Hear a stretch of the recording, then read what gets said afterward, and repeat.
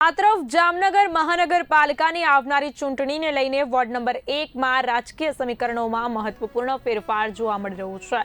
દરિયાકાંઠા વિસ્તારના માધાપર ભૂંગા ગામના સ્થાનિક રહેવાસીઓએ ભાજપને ખુલ્લું સમર્થન જાહેર કરતા કોંગ્રેસ, આમ આદમી પાર્ટી સહિત અન્ય પક્ષોને બહિષ્કાર કરવાનો નિર્ણય।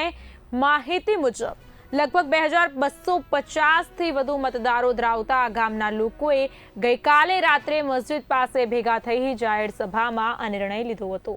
ગામજનોના જણાવ્યા મુજબ છેલ્લા ઘણા દાયકાઓથી આ વિસ્તારમાં કોંગ્રેસ પક્ષ જીતતો આવ્યો છે, છતાં પણ રોડ, રસ્તા, ગટર અને પીવાના પાણી જેવી પ્રાથમિક સુવિધાઓનો વિકાસ થયો નથી।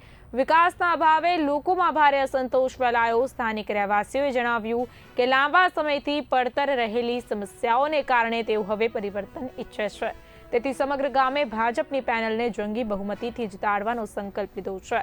ગામજનો દ્વારા ભાજપ સિવાયના તમામ રાજકીય પક્ષોનો બહિષ્કાર કરવાની પણ જાહેરાત કરવામાં આવી। આ નિર્ણયમાં ગામના હિન્દુ અને મુસ્લિમ સમુદાયના લોકો એક સાથે જોડાયા હોવાનું ખાસ નોંધપાત્ર છે, જે સામાજિક એકતા અને વિકાસ માટેની સંયુક્ત ઈચ્છાને દર્શાવે છે। ગ્રામજનોનો આ વિશ્વાસ છે કે ભાજપને સમર્થન આપવાથી વિસ્તારના વિકાસ કાર્યોને નવી દિશા મળશે।